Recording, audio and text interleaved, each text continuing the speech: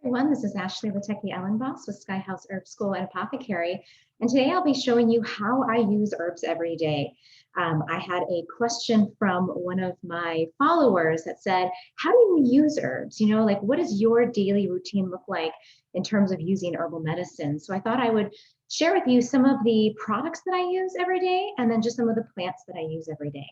So let's dive in. Let me start with a little bit of a preface because I don't use the same things every day. I think to me, I think it's actually healthier on the body to switch things up. If you have the same exact routine every single day, then if your routine gets off whack, your whole day is screwed, right? So we really want to be adaptable and we want our bodies to be adaptable too in terms of what compounds they're taking in. For my body, what I do is I typically do 5 days during the week. So during the weekdays, I take very specific herbs for specific things. And then on the weekends, I take that time off from those specific blends just to give my body a chance to reset, to recalibrate, to not develop a tolerance for those herbs. And then there are other herbs that I just sort of sprinkle in as needed, but I use them, I would say, at least once a week or several times a week, but it's not like a regimented everyday thing. And I think that the body really does well in this type, in using plants in this type of way. It's a more organic way of incorporating plants into, I would say, your weekly life rather than maybe your daily life. Okay, so let's start with the morning and my morning routine. So I wake up and I've got two little girls who are quickly awake with me. And when I wake up, often my eyes just feel tired, maybe because the girls kept me awake or I just didn't get a good night's sleep. So the first thing that I do is I use this eye cream. It's a facial emollient, and it's made by my friend Jamie at Barking Crow Wellness. And this is the product. I'll show you up close. Let's see if it will zoom in. Here it is. It's a rose and cardamom facial emollient. Okay, so can you see that? And plants are powerful and so are you. Don't you love that? And that's a picture of her dog. So cleanse, steam, tone, moisturize, you are beautiful. This is part of her facial kit, but I use this as an under eye lotion every morning when I wake up. And it's got this beautiful rose smell. I think it's made, I forget which oil she used, but it's so creamy and soft and moisturizing. So I wake up and I put this on around my eyes and I feel like, okay, now I'm ready to start my day. The other thing that I do in the morning on the weekdays is I take rhodiola. And rhodiola is a wonderful herb. This is just this is a label I made, but there's a lot of different companies that you can buy it from. I source my rhodiola tincture from Galen's Way, which is a company out of Sebastopol, California. One of my former teachers, Matt Perisco, is an incredible medicine maker. His medicines are so potent, and that's what I stock my apothecary with, are all of his tinctures. So he makes a good rhodiola. I'm sure you can find other companies, in different countries that make really good rhodiola tinctures. So most reputable herb companies in your area will carry rhodiola. And rhodiola is it's a very dry kind of shrubby desert plant.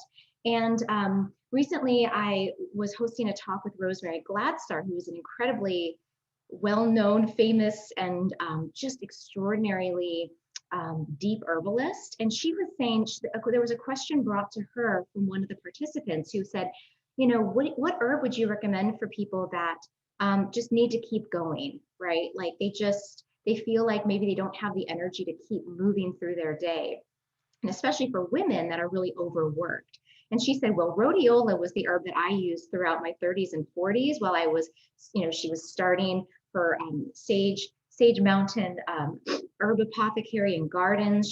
She helped to found Traditional Medicinals, United Plant Savers. I mean, there's not much this woman didn't do.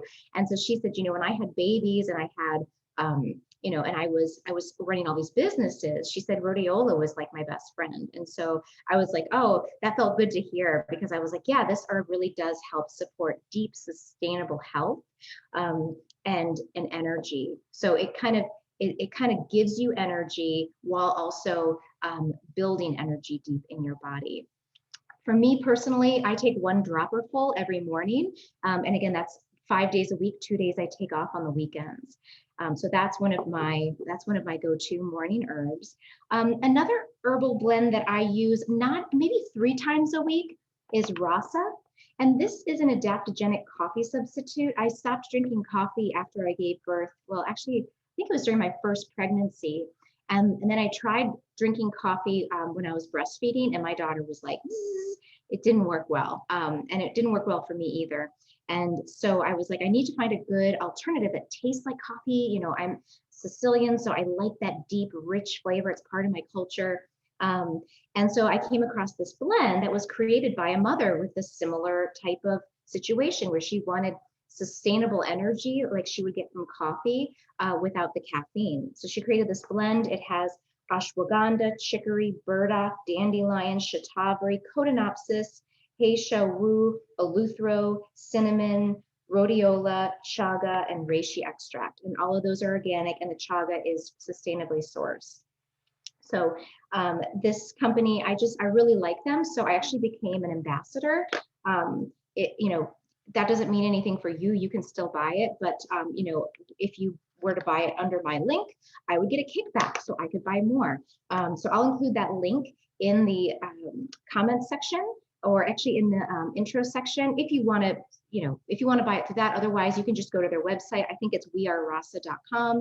And I brew it just like coffee. I have a cup this morning. I really like to brew it on the weekends. So usually I'll brew a pot on maybe like Wednesday, and then like Saturday, Sunday, or something like that.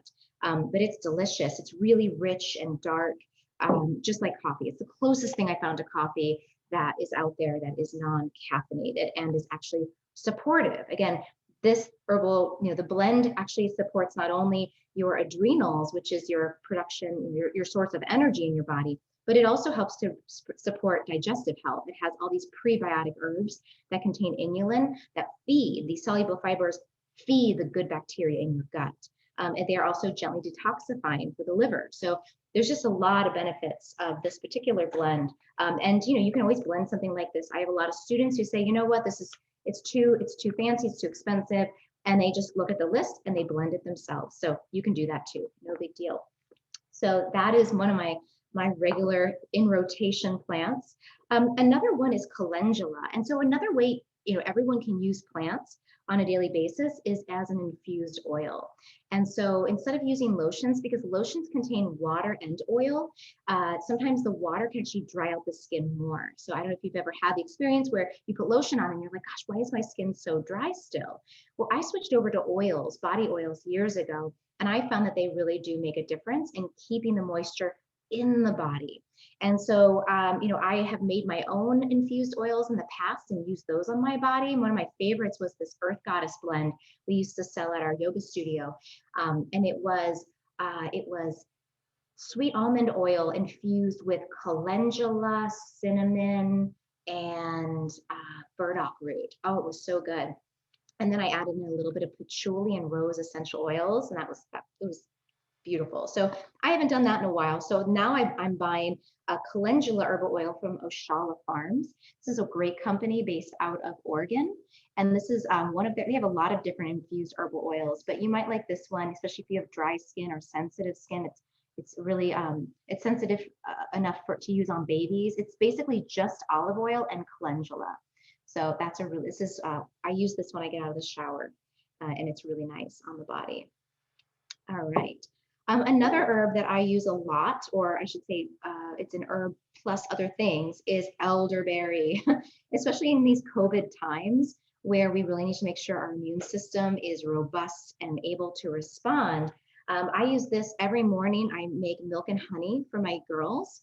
That's actually 5 days during the week. So again, we take the weekend off. But when I get my 5-year-old up for school and then my 2-year-old wakes up, I get some goat milk going on the stove, and then I add in about a tablespoon of this.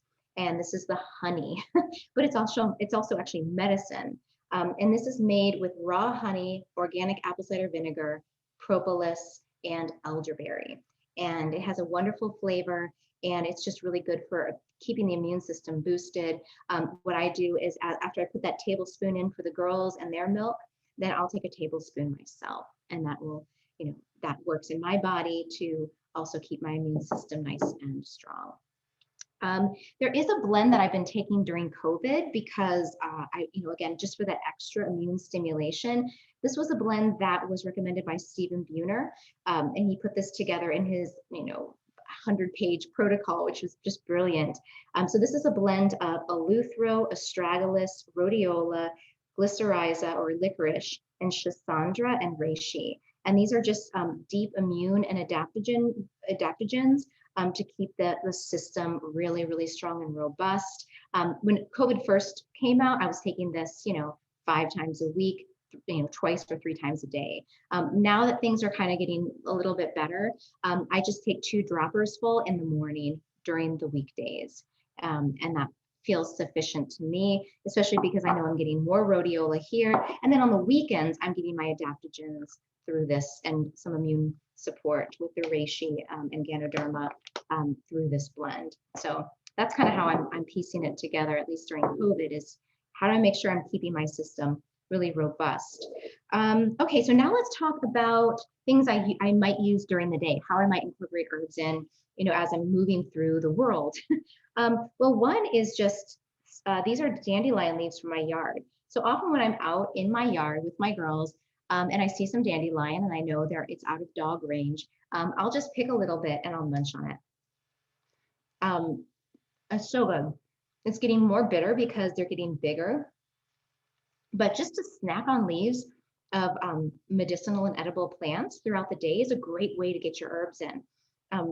Dandelion has these great bitter compounds that stimulate the gastric juices, stimulate the liver. The leaves are also a gentle diuretic, which helps to move toxins and fluids out through the kidneys. It's full of potassium, especially, but it has a number of other vitamins and minerals in it too. And I think that there's something really important about just eating wild things that grow near you. It's a way of connecting your body to the earth and the environment that you live in, because these plants are adapting to the same climate and the same environment that you're in. So why not take them in and say, what do you have to teach me? What can I learn from you? What have you created in your body that might inform my body how to live in this space better as well? So I like to just nibble on different greens during the day. This is a leaf, this is plantain. Sometimes I'll nibble on plantain. Plantain, this is Plantago major. I know there's Plantago minor. They grow throughout Europe, throughout North America, Canada. You can find them most places. They've got these parallel leaf veins, which is a great way to identify them. But this is a great plant. If you get a bug bite, you get a sting, you just chew it up. And we make a spit poultice. So I just make this little green, mushy thing. And let's say I had a little bug bite here. I would just stick it here and I could hold it. I could also put a Band-Aid on top of it and let it sit. If I had a tick bite and I pulled the tick out, I would stick this on because this is a drying agent. So this plant has the capacity to pull things out. So stings, bites, anything that would irritate the skin, it will help to draw out the venom or the toxins. And it also has some mucilage, so it's very soothing to the skin too. So that's pretty cool to have, in your yard. Most of us do have it nearby. And so those are things I might do during the day. Another thing I like to do during the day is drink shrubs. A shrub is basically fruit. It's like fermented fruit and herbs. And it ferments in some sort of sweetener. So you can use honey, you can use brown sugar, you can use rice syrup. I really like honey and brown sugar because brown sugar has B vitamins and iron in it, and that's what this is made from. So you let that sit overnight, and then the next day you strain out the juices from the fruit, the herbs, and then whatever sweetener, and then you add apple cider vinegar. So it's like sweet and tangy, and it's got medicinal values in it. And so I like to add maybe, you could add, a few tablespoons up to a quarter cup to sparkling water, to plain water, to tonic water. It can be mixed into mixed drinks if you drink alcohol, but I just like to drink it in sparkling water. And so this one is strawberry and basil, and this one is with brown sugar. So it's really easy to make. You can look it up, Shrub, S-H-R-U-B, and a lot of bartenders, you guys might know. You guys might have heard of this before. So I get my herbs in that way.